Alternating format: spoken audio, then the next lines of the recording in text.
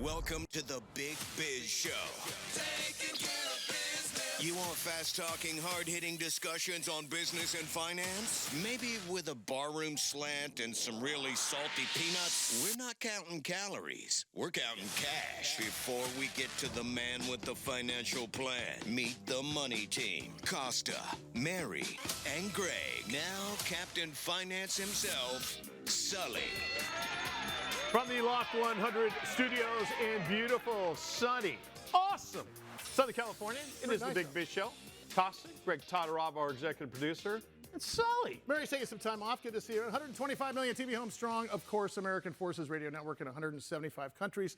And all the ships at sea. Great to have you along today. Very excited to have Paul Travers come on the air. Oh, me too. And can I tell you this? Oh, my God. Yeah. No, I'm just going to, I've put some things into my teleprompter here. Right. Yes. Teleprompter on my glasses here. Yep. Now, first of all, I can take these glasses and I can, Greg can say, "Donde está el casa de Pepe?" Okay. And I know that he's looking for a scotch and a steak in the bathroom. Yep. So they've got caption, they got fitness here, they got turn-by-turn directions, they've got a golf caddy, and they've got a teleprompter here. And when Paul comes on the air, I'm going to read you. Golf caddy.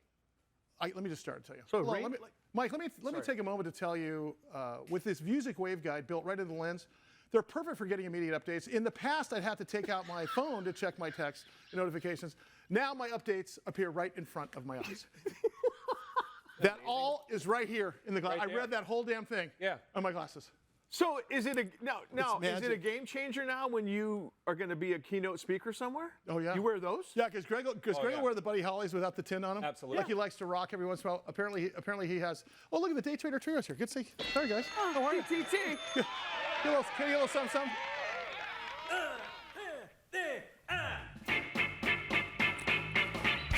Okay, back to the glasses. Are those real, James?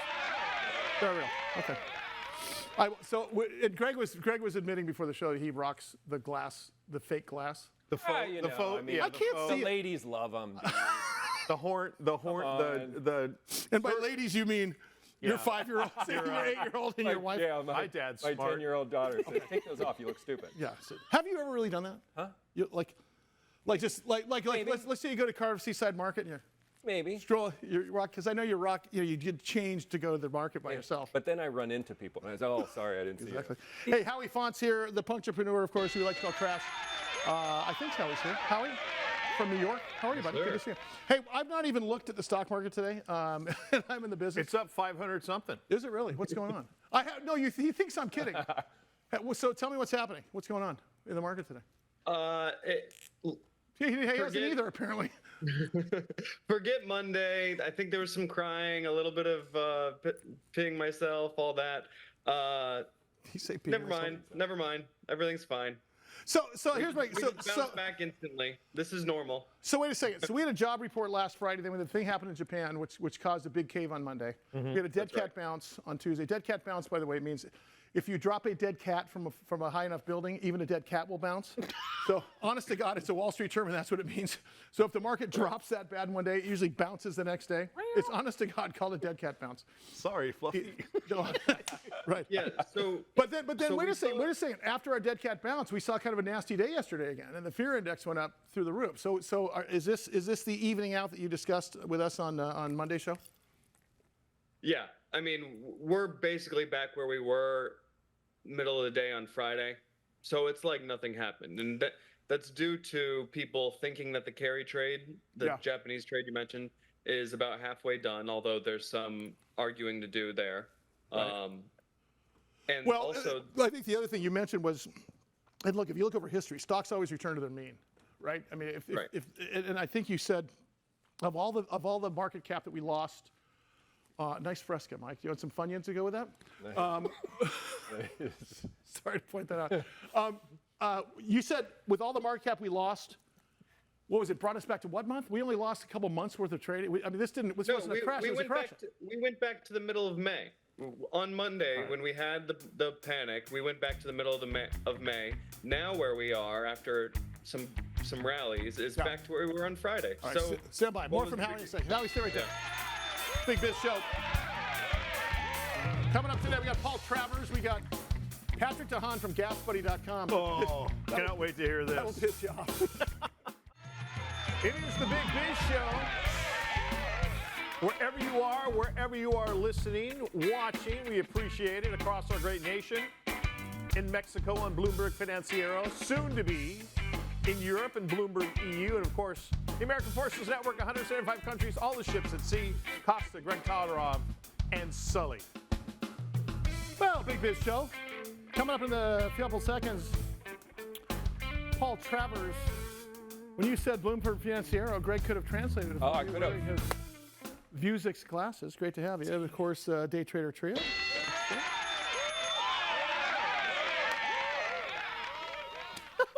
Seen and heard. Just don't make eye contact. Don't talk. I've told you guys. No, I'm sorry. I told Mary that. It wasn't you guys. That's I knew right. it was Mary Mercado. That's why I said, "Hey, Mary, the men are talking." That's right. I'm sorry. Yeah. Great to have you along. One of our favorite things to do here is interview CEOs of public companies and private companies. We don't like much interviewing celebrities and authors, and so we're just going to stick with this. Tim Smith is the CEO of a company called U.S. Gold Mining Inc. USGO. It's been a long time since we've been able to talk about an actual gold mining company. The interesting part of this thing is I think one of the shareholders, if I'm not mistaken, said, hey, you guys got to have this guy on the air. So I give you this. This is how important we are. We get the CEO of a public company just like that. Yeah. Actually, big it happens. Actually, I think we had to beg him. We're big time. Yeah. Tim, how are you, sir? Good to see you. Very well. Thanks for having me on. Hey, listen, I want to talk about the gold space first before we talk about your company. Sure. And gold has been a hedge against inflation, or at least thought it was a hedge against inflation. You guys went out of favor for a number of years, about 8 years ago, and then came right back into favor after a while. And what do you attribute the resurgence of gold? Because gold is everywhere. You look at gold exchange traded funds, you look at companies like yours, you're starting to hit the news again on a daily basis. And that's been that way for a couple of years now. But prior to that, it was kind of interesting. It was crickets for a while. What do you attribute the new sort of resurgence? Yeah, absolutely. I'm old enough to have started my career when the central banks were selling their gold because they wanted to a more liquid investment base. But and that was a real problem early on in my career. A lot of my graduating class left the industry very early on and really couldn't get their career started because gold explorers and miners were not doing well. And that was from the mid-90s through about to 2002, 2003. Then we started to see gold pick up. But the last, I would say 5 years in particular, and the last couple of years, we've really seen record buying by the central banks. So gold is a sought after commodity, where for various reasons, as a hedge against inflation, we're seeing geopolitical tensions on the rise globally. And we're seeing the rise of the BRICS nations as well, the so-called Brazil, Russia, India, so on. Their central banks, they're trying to move away from their dependence on the US dollar. They're trying to support their own currencies by stocking their vaults full of gold, so they're buying. And, that is really why we're seeing, I think, the strong demand for gold. And at the same time, the suppliers are starting to run out of gold. Over the last 10 years, we've seen globally resources and reserves being depleted because the big miners are mining just as fast as they can. You can bet when gold goes up 25% in the space of a year, as it has done over the last year, that they're going to turn on production. They're really going to turn their jets on and produce it just as fast as they can to make money to sell gold at spot, and they're doing very well. We're starting to see now the majors with the latest quarterly financial reports coming out that they're really starting to turn the corner in terms of their own profitability. We're starting to see dividends being paid again, which is fantastic for the overall industry. So it's about supply and demand, and right now the equation is right for gold. His name is Tim Smith, CEO of U.S. Gold Mining Inc. They are publicly traded under the stock symbol USGO. You can go to usgoldmining.us if I'm not mistaken. Tim, talk about what I'm seeing in the background there as a gold/copper mine. I've always heard that if you have a gold mine, you automatically have a copper mine as tailings, but you guys are actually focusing on this a little bit. Talk about the difference here. Yeah, so look, just to correct you there, we don't actually have a mine. I mean, it's in the name of our company, but it's something that we aspire to do. So we have an exploration project on a fantastic, exciting property in Alaska that has never been mined. So this is a future mine development, correct? Exactly. Got it. We're talking that makes about sense. Ounces in the ground waiting to be mined. This is a really exciting flagship project for our company. It's a gold plus copper, plus silver mine. We've got that trifecta, if you like, of three commodities that are all doing very well. Gold hitting record highs recently. Copper's been strong between $4 and $5 a pound. Even silver's been hitting $30 an ounce again. And we see tremendous growth potential. So right now we believe it's an exploration play. That means that we think we can make it bigger. So we're in the process of exploring to really, test the full potential of what this resource in the ground could look like before we put a mine plan to it and start to take it into development. Tim, I don't want you strip mining preserves, and I don't want you killing grizzlies and bald eagles and stuff, but is there just a ton of gold that is out there that companies like yours, people who are mining, just can't get to because of regulation in the United States? Yeah, there is. And that's the way it should be. We shouldn't be mining in national parks. National parks are preserved for a very good reason.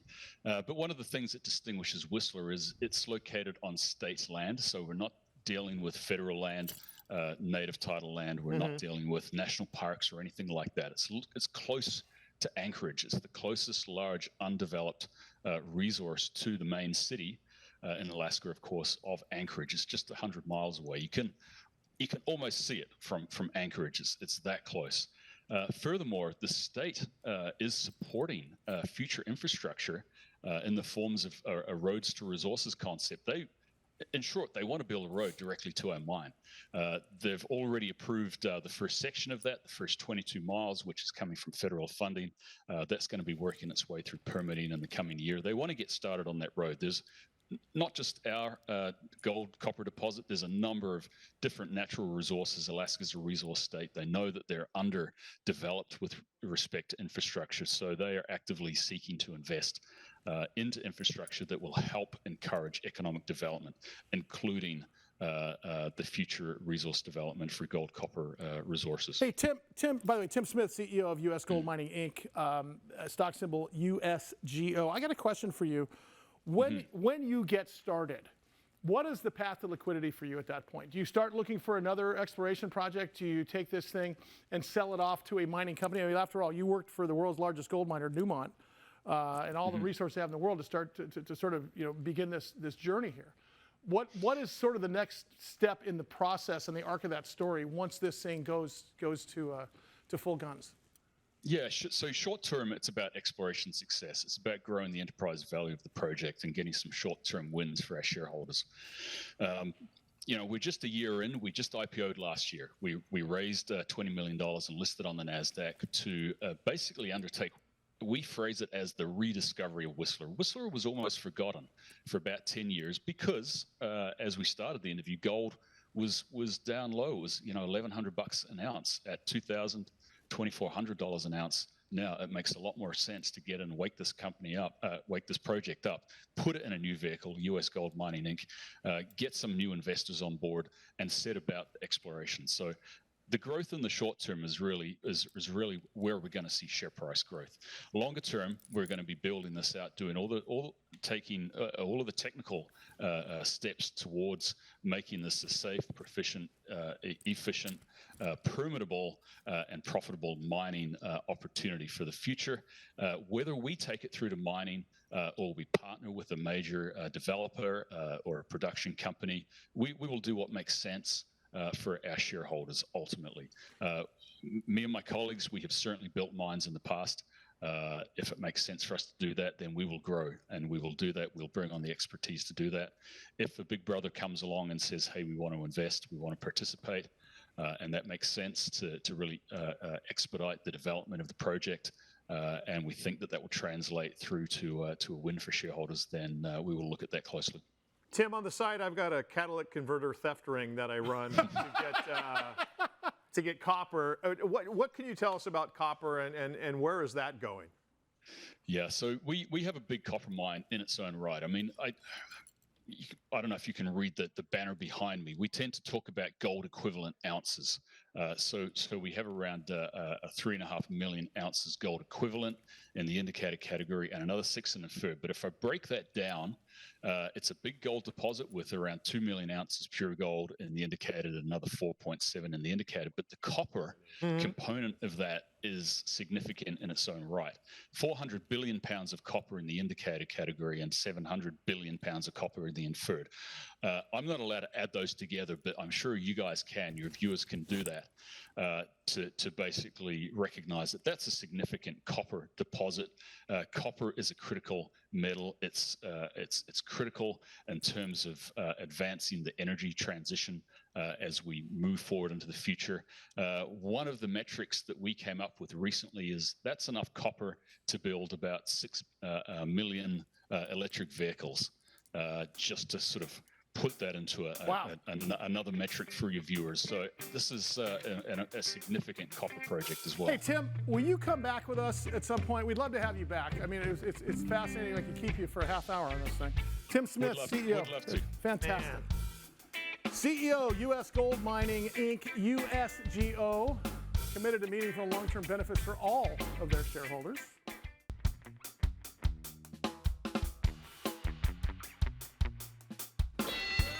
In over 175 countries, all the ships at sea, we are proudly broadcast on the American Forces Network. To the brave men and women of the United States Armed Forces, for what you do, what you have done for us, we salute you. Costa, Greg Todorov, Roy Orbison behind the bar. Pretty woman. I am a pretty woman. Only on Thursdays and Wednesdays in certain clubs. Let me tell you about, oops, hang on a second. I messed up something here. You may be wondering why I'm wearing these fashionable glasses. And they're not only fashionable, I'm wearing these all the time now. But let me take a moment to tell you about Vuzix. With the Vuzix waveguide built right into the lens, they're perfect for getting immediate updates. In the past, Mike, yes, I'd have to check my texts and notifications right in front of me. So now I can just stay in the flow. You have no idea that I'm actually reading out of my glasses at the moment. I'm reading the script as I'm talking to you. They can also translate any language. Donde está el casa de Pepe? Okay. I can see what that means, Mike. It's right on the corner to the left. It says ladies on the door. If you're interested, go to Vuzix.com and check them out for yourself. And as I'm talking to you, everything I'm saying, I'm reading. You're reading on your glasses. Yes. Ladies and gentlemen, the CEO and president of Vuzix, Paul Travers, joins us. Paul, so aren't you just so proud of us that we got that whole thing figured out? I can see the look of surprise on your face. How are you, brother? Good to see you. Yeah, I'm proud of you, Sully. Well done. You know, Good to see you too. So are we to the point where in the next 18 months, this is just going to be a thing? Like, when I do 45 keynotes a year on negotiation and the economy and time management, and I can just put a pair of glasses on and have my bullet points right in my glasses. Are we getting close to that point, or are we there now? I think you're there now, actually, but getting into the marketplace and people figuring out the value proposition, that's all just starting to happen. If you look at Meta with their glasses, they don't even have displays in them yet. But those smart glasses, I think they sold upwards of 1 million over the last 12 to 18 months. And they're prepping for the next gen. I mean, this is going to be well bigger than the smart watch. And quite frankly, this is the beginnings of glasses that will replace your phone. Paul, how quickly is this going to accelerate? Because you just mentioned the smartwatch. And when it first came out, and then all the iterations of it, and the different, how they improved on it. I mean, is this thing just a rocket for you right now? It's going to be. I think 2025 is really the year where it will jump. Right now, the hardest bit is to make the waveguides in the glasses. The computers that run inside of them are getting small enough now. Everything else that's there can be made tiny. I mean, Meta's glasses are just another good example. But making those displays and getting them small enough so they look cool, fashion forward in a pair of glasses, that is a really hard thing to do. It's what Vuzix does. And we have a facility here that can manufacture upwards of 1 million units a year. And we're on our way to much bigger volumes here. Mike, could you tell I was reading? No. I was looking at you, right? Yeah. And the other thing too, Paul, is that literally if I had to have bullet points, let's say I was on a Zoom call while I was driving, I wasn't on video, but I had to be a part of a sales meeting, and I had bullet points, it's easy how your brain automatically shifts to where I'm looking at James and looking at you guys, yet I'm reading with my right eye. And that's part of the technology. I want to talk about AI and AR. You guys have heard of Apple Vision Pro. We've talked about it with Paul before. Apple Vision Pro entrance in the marketplace kind of changes everything. How do you guys fit into that picture? Because I can see this thing being a game changer for you guys. Yeah, I mean, the Apple Vision Pro is a souped up, bulky, big, has a ton of stuff in it. And I mean, you've seen them. They're not designed to wear down the street. Sully, you look like you're sporting a conventional pair of sunglasses when you put our glasses. We can do that. We can do that today, and we can deliver it at price point that the mass markets will can afford to pay, quite frankly. So the big win is going to start first with glasses that are fashion forward. Again, there's companies out there that are already making hay and making that happen. Vuzix does this in the enterprise side of our business. But I have to say the OEM side, the consumer, the broader side of the business, there's so many companies coming to us now that need access to these waveguides. And that's where it's really going to kick into overdrive. And it won't be with an Apple Vision Pro. It's going to be with fashion forward glasses that people would actually put on and wear all day. I mean, you imagine the Apple Vision Pro is a big, the thing weighs pounds. And you're in a warehouse working for an 8-hour shift, you can't put that thing on a wear the full day. He's Paul Travers, the CEO and president of Vuzix, NASDAQ symbol VUZI. Hey, Paul, with Vuzix, with respect to addressable market, you've thrown a couple numbers out in the past, which I think are completely realistic considering what's happening in the market with respect to smart glasses as it is. What's the addressable market now? What's it going to be in 5 years? Do you have any idea?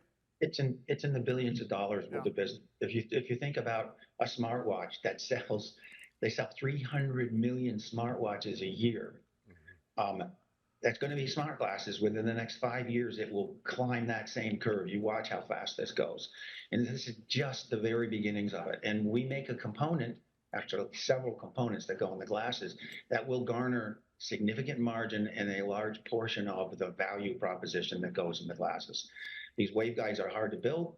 They can cost by competitors $200 to $1,000 a piece, and we can do them at a significantly lower price point than that, enabling the broad market. So literally, this is billions of dollars worth of addressable market for Vuzix. Hey, Paul, I want to talk about OEM in a second without any major additional investment. I also want to talk about a press release you put out back in July talking about your traction in healthcare. When you were here in the studio last, that's the thing that was amazing because I put a pair of glasses on.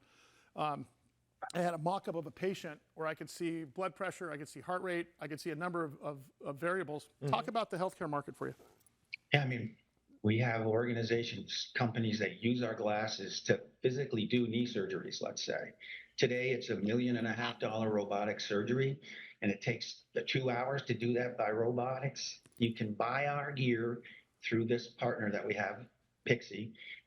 It's a 45-minute operation. The gear's $15,000, and it's a per operation. There's a fee, but it's a fraction of what it costs to do robotic surgery, as an example. So our glasses are being used right in the operating theater to do the operation itself and do the knee surgery. There's probably not an hour of the day, Sully, that goes by where our glasses aren't being used in some form of assist in the operating theater, from open heart surgeries, remote surgeries, gear that you might need, support from a technician that can just log right into the operating theater to help. I would suggest that the medical side of our business, from a support tool in the operating theater right on to being the tool that they're doing the operation with, is all a portion of our business that's growing. Paul, quickly, is there a military application? Have you thought about things like that as well? There are a pile of them. As you might imagine, having access to information on the battlefield is key. Exactly. And there's information that flows from so many different sources.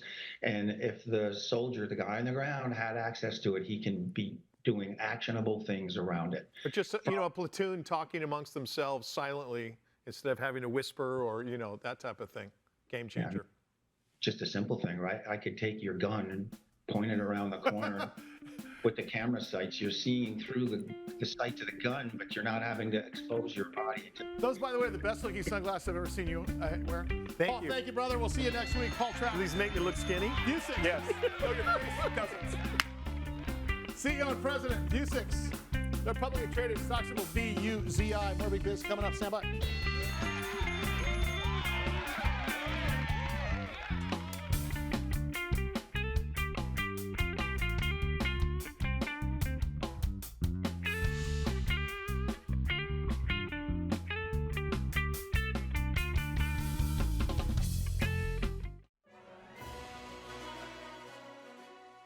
Loft 100 Studios, The Big Biz Show, our affiliates, and our hosts are not registered investment advisors or broker-dealers. Our show hosts make no commitment that the purchase of securities of companies profiled or otherwise mentioned in our programming are suitable or advisable for any persons, or that investment in such securities would be profitable in general. Given the nature of our company's profile and the lack of an active trading market for their securities, and investing is highly speculative and carries a high degree of risk. We profile selected publicly traded and privately held companies on our program. Most of these companies that we profile have provided compensation to Loft 100 Studios and its host for the profile coverage. 3, 2, 1. From time to time, we sell shares of the companies profiled in the open market that we receive as compensation for coverage of client companies. But never sell stock if we are speaking about, interviewing, or covering a public company who has paid compensation.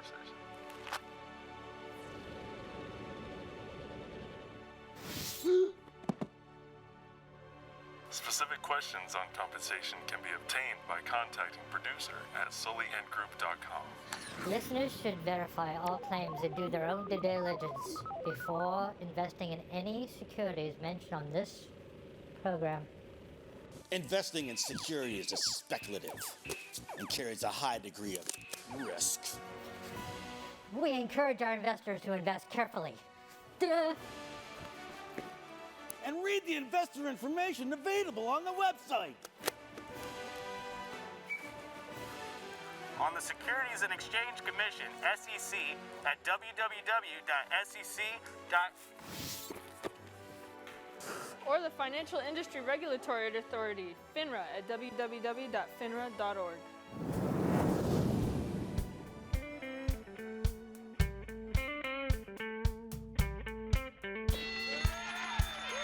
Big Business Show. Large business program. Oh, excuse me, sorry. It's what?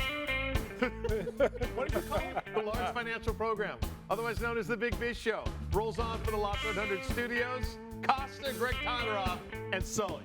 Actually, I don't know who did our logo. I think actually my daughter McKenna did that. It was actually established in 1994.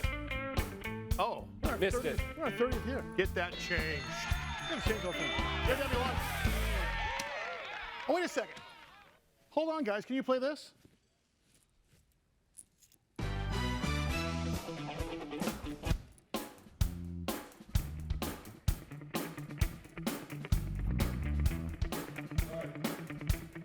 Big Biz Show is brought to you by Prudential. Let Prudential be your rock for retirement. Also brought to you by Bayer Advanced Better Science. Oh, I'm sorry, Splash Beverage Group.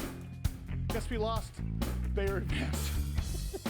Better science, better results. Oh, Northwest Therapeutics also a sponsor. Thank you. Somebody dropped the ball huge back there. Bayer Advanced, better science, better. Don't eat it. It's for your lawn. I'm not kidding. Bayer I learned the hard way. A company called Starbucks Coffee sponsors the television program, and a couple others that I'm sure they're going to say, oh, Bloomin' Brands, they're fine. I love the restaurants, Fleming's Steakhouse, Outback Steakhouse with their authentic Australian food, because there's bloomin' onions growing on the side of the road on the way down to Perth. And of course, Taylor Guitars, home of the guitar. You know, I don't even walk near that guitar. No. I'm always, I avoid it like the plague. You social distance with that You know, they guitar? gave me that guitar when they made me an artist for Taylor Guitar. Oh, yeah. You know how much that guitar is? That's why I don't walk near it. You could tell. I don't, it just sits there until we go on stage. Somebody hands it to me. I'm only allowed to play it, and then they take it away from me. I don't even know where they keep it. It's like James Brown Cape. So you really do play that one? Yeah. Oh, wow. Oh, no, you should have said, oh, you really can play? Because if you knew my band, all I really have to play is the first couple notes. And then, because I got Brian Jordan here. Brian Jordan, Brian Jordan, James Brown guitar player there. Dave Matthews, Lauryn Hill. Brian, what percentage of the show? Let's say of an hour-and-a-half show. Because you guys think I'm playing, because I start all the songs, like, oh my God, he can play. What percentage of the show do I play? Maybe 5%? That is the guy with job security. I start them all. Listen, it's. So wait, then do you become the rhythm guitarist at that point, or what?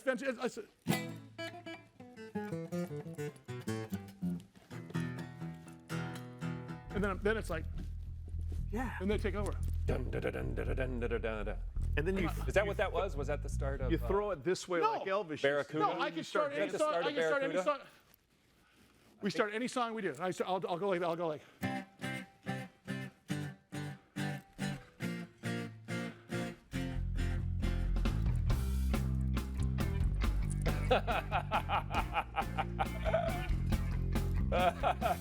Starts playing with his teeth. I don't have to play. Yeah. Why would I play? All right. Damn. That's so impressive. Oh, Kirk Huntsman. One of our favorite parts of the show is when we get. Do we get a shareholder? Was it? I believe so. A PR firm? Yes. Or? We had a shareholder. Every once, and of course we. By the way, coming up next is Patrick DeHaan with GasBuddy.com. We're going to talk about gas prices. Every once in a while, we get a shareholder that will call us and say, "You got to talk about this company." Mm-hmm. They saw Mike's ever-expanding footprint on the screen and assumed that he sounds like this when he goes to sleep. In all honesty, I do wear a. You do? Yeah. A sleep apnea mask? Yep. No, was this a life-threatening thing? They were worried about it. I went in for the sleep test. They did, they had my heart stuff, and I was like, oh. I've got a great doctor who made me do a sleep test. Yeah. No way, really? Smooth as a gravy sandwich. Without any sort of apparatus? No, nothing. Nothing. But I'll tell you what, if I take a nap, which I'm prone to do while I'm driving, if I take a nap, which I'm not a big nap guy, but if I got to take a nap, I'm out. It sounds like I'm sawing logs. Yeah. And so I went back in. Are you sure? Because I'm thinking I don't want to die in the middle of the night, right? Right. Although. Or on the couch in the afternoon. Number of shows in the beginning of our band, I did die in the middle of the night. Especially a little bar called the Crate. No, it scared the living you-know-what out of me. Yeah. Well, I'll tell you, Kurt Huntsman is the CEO of a company called Vivos Therapeutics. I hope I'm saying that correctly. Vivos Therapeutics. They're publicly traded under the stock symbol VVOS. They're the first ever FDA-cleared oral device treatment for sleep apnea. And guess what? We're such a big deal that we have them on the show. Kirk, how are you, sir? Good to talk to you. Doing great. Thank you. Appreciate you having me. Hey, listen, I got a question for you specific to sleep apnea. Now, was Mike? First of all, was I correct to go and be tested twice just to be safe? And is Mike right to be scared to death with untreated sleep apnea? Oh, absolutely. Mike's in good company. There's 1 billion people walking around on planet Earth with obstructive sleep apnea. So he's not alone. This affects so many people, tens of millions of people here in the United States and hundreds of millions around the world. So he's in a lot of good company there. Kirk, do you suffer, or did you suffer from it as well? Yes, absolutely. In fact, I've been through treatment here. I no longer snore. My sleep apnea is pretty much gone. So there's hope for all you guys. All of us have it to some degree, and it's just a matter of severity. But the older we get, the worse it becomes typically. So you call it the silent epidemic. Talk about what it is exactly for those people who don't know. Yeah. So. A little bit of a misnomer because it's a silent epidemic, not because it's not, people don't hear it. You hear it every night, but because nobody knows about it. We sleep through this thing, and we wake up in the morning and we're not fully rested. We didn't get a good night's sleep. We didn't dream. We didn't get into REM sleep. There's a lot of things that go on that leave us not fully rested, not fully rejuvenated, not ready for a new day, and we don't know why. And so. So the estimates go between 80 and 90% of all people who have this condition remain undiagnosed and untreated. Before we get into what you guys do, what does that addressable market turn out to be? It's billions and billions just in the U.S. Yeah. So look, you can run all kinds of calculations to get to a TAM, but somewhere north of 20 billion, we think is just very, very modest as far as just in terms of the calculations. It's huge. There's so much need out there. It affects so many people. It affects not just the people that have this, but marriages and families and family dynamics. How's Mrs. Costa now? Is your relationship better? No. I mean, now that I'm wearing the Hannibal Lecter thing, yeah. But before it was, she would get up and middle of the night and go in the guest room. Mm-hmm. But that wasn't the reason. Right. Well, yeah. Underperforming in other Kirk, areas I have a as question well. for you. Yeah, listen, Kirk, we want to have you back if possible. If you'll spend some time with us, I'd love to follow the company a bit. Kirk Huntsman, CEO of Vivos Therapeutics. Are you all fired up now? Oh my God! Are you honestly? Yeah, you need to do calling him after the show. Game changer. Yeah. Well, if you think I'm going to give you a number to our guest, no. Yeah. I want you to go through HR. He's going to show up at his house tomorrow morning. Hi, Kirk. Where's my bed? And by the way, remember, try not to get into the reason why your wife's really sleeping in the guest room. It's a whole other story. Hey, Greg, Mike called me, but it sounded like he was eating Funyuns. Could it be the Funyun exhaust? Funyun exhaust.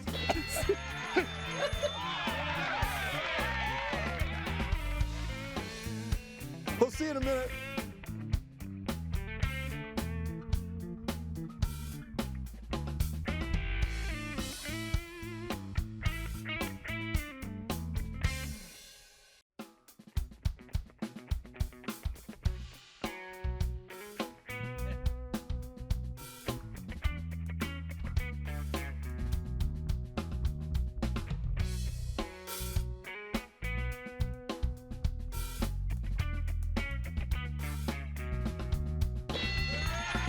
It is the Big Biz Show.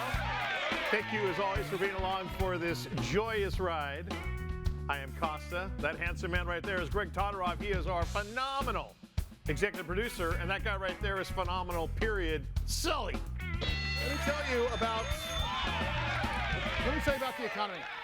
Please do. So you see, market at all-time highs up until last Friday when we had a correction on Monday. Mm-hmm. In the meantime, CPI, Consumer Price Index, is dropping down to 3%, which is basically the core rate of inflation. Core rate meaning that strips out gas and food. Okay.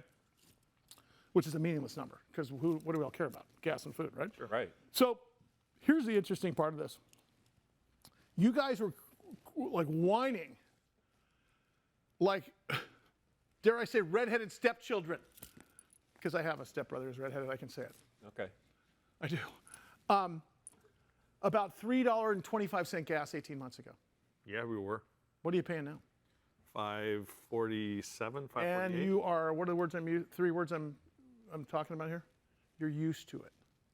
Oh, we're conditioned to it. You've Yeah, accepted the new normal. accepted it. Yeah. It's the new normal. Joining us now, one of our good friends, Patrick DeHaan, has been on the air with us for several years now, head of petroleum analysis for GasBuddy, gasbuddy.com, home of the gas price temperature map. Can we start by showing that temperature map before we show Patrick? Because I just need to vomit in my mouth a little bit when I see what California is doing. Have you seen this gas price temperature map? It goes from purple to yellow. Okay? We're on fire. Look. Purple is the cheapest gas in the country at an average price per gallon of $2.61. Our average. This means if you drive out to Yuma, California, Yep. you drive out to Truckee, you're going to get $4.27 a gallon. I was just in South Carolina a outrageous. couple of weeks ago. Patrick, how are you, brother? Good to see you, man. Hey, good to be with you. It's not looking any better for California, but overall, talk about what we're looking at here with the CPI number coming out, showing inflation's being tamed, but they're leaving out food and gas. Food and gas. By the way, you look fantastic. I don't know what you're doing, more push-ups or something, but you're a shadow of your former self. The gas prices are a bit less stressful this year than they've been the last couple of years. They're so stressful you can't eat. Talk about that. What's happening on a national basis? Yeah, that or maybe it's food prices, right? So I'm trying not to buy as much. So one of those two things, Spending money on gas, which makes him sick, and he can't afford food. Perfect. Doing a great job. That's right. It's kind of nature's weight loss. But to your point, we've seen a big drop here. California, 47 cents lower at the pump today than a year ago. Collectively, Americans spending about $125 million less on gasoline just today compared to exactly a year ago. So we've seen a little bit of improvement there. And a lot of this really has to do with some of the CPI numbers that you had mentioned. The Fed has really been at work here to slow the interest or slow inflation down through rising interest rates. That's taken a bit of a bite out of commodities and caused prices to go down a bit. So a little bit of this is simply getting beyond COVID, the imbalances. A lot of people are traveling the last 2 years, not so much this summer. more Americans traveling overseas. So demand for gasoline is down, coupled with weakness in China that may actually spread to us now. So a little bit of economic weakness peppered in to what we're paying at the pump, but no refinery issues. And for California, that's a big deal. Well, let's talk about California because, well, we're in California. It's like when we talk about the NFL. We have nothing to talk about because there's no team here. Thanks, Alex Spanos. You're dead to me. I want your family dead. Your house burned to the ground. I didn't say that live on air, did I? No. I don't want his family. No, you're fine. I will tell you this. We pay what, 87 cents per gallon more in California, just in environmental fees on top of taxes and stuff like that. Yeah. There's also the summer blend, the mythical summer blend. Right. It's like the mythical 5G that they get to charge us more. Is that ever going to even out here in the western states? And by the way, and will we see some of the other states that are blue-friendly states start adding on environmental fees like you've seen in California? Like, in other words, are we going to see places like New York? Are we going to see other places do that? Because that's, I can see Oregon doing this. I can see Washington doing this. It's a little scary. Yeah, Washington's already doing it, and there's already been outcry from the cap and trade program. Now, California engineered the cap and trade program. It's been in use now, I want to say, for probably 10 or 15 years, that cap and trade and its low carbon fuel standard, right? So California's got like a buffet of extra fees and taxes, and everyone else is kind of like, we don't want to gain the weight to tie everything back to food again. But yeah, there are some states, Illinois included, where I am, Illinois, New York, California, those blue states do tend to have higher taxes, fees, regulations, whether it's low carbon fuel standard. But I think with what's happening, there's probably going to be a little bit of a turn here. People know California is top dog when it comes to gas prices. By the way, Hawaii actually is top dog today, taking California's title. But to your point, I think a lot of taxpayers in other states are probably going to be a bit hesitant when states bring this up, and expect political pundits to certainly draw parallels to California. Should these issues come up in areas like New York and Illinois, I would look for hesitant consumers knowing what it's done to California's gas prices. Yeah. Patrick DeHaan is the head of petroleum analysis for GasBuddy. He's with us here on the Big Biz Show. Patrick, do electric vehicles and the more they're out there help us as far as gas prices, or do they affect it adversely? Is there a net zero? Because there's an argument for a net zero. Well, it's going to be lumpy. That is, you would expect, well, hey, gasoline's going to be declining, right, with more electric vehicles. But the thing about it is the refineries are going to look and see the writing on the wall. That is, are they going to continue investing and maintaining and expanding? Well, they're not going to expand, but are they going to continue investing in maintenance in their refineries if they see that gasoline demand is declining? And that's, by the way, part of the reason why there are fewer refineries in California, because, hey, if you're not going to use gasoline, it doesn't make any sense to keep a refinery open very long, right? But Patrick, how do you look at gas prices and food prices? May as well be a tax. You can't avoid it. You got to pay for food to put food on the table, and you got to go to work. How do you decline, or how do you make gas usage decline in where 47 of the 50 states are legitimately commuter states? Yeah, absolutely. And look for more incentives. I mean, California's been playing that model, right? Incentivizing EV purchases. But the thing about it, too, is when California's also telling people, hey, don't charge tonight because there's not enough power in the grid, there's a lot of worrisome signals here, right? That's great. So, yeah. It's going to be a sweaty night, Mike. You got to mention it. If you're in the middle of a hurricane coming at you and the state's like, hey, can you wait on charging? And you're like looking around like, no. Yeah. This is where liquid fuels really comes into play. And I do think that there'll probably be more incentives. Now, a big part of this conversation, too, I'm not going to get into the political weeds, but depending on which way the White House goes, there's going to be a big difference in policy on EVs versus internal combustion engine vehicles, or is there not? I mean, Elon Musk and former President Trump seem to be buddying up, so maybe there could be some developments there. But a lot of this is going to be policy fueled. The other piece of it, too, though, is do we have the infrastructure to have 2,000 EVs on the Golden Gate Bridge? Nope. Will it hold it when each EV weighs 8,000 pounds? Patrick, thank you, brother. Good to see you. We'll see you very soon. Patrick DeHaan, head of petroleum analysis at GasBuddy. Just because oil prices go up does not mean gas prices go up. Right. It's the refineries. Oil to a gasoline company is like potatoes to McDonald's. Yeah. It's making French fries. French fries don't go up because the price of potato goes up. Competition does it. See what happens. That does it for us. Big Biz Show, bigbizshow.com. See you next time.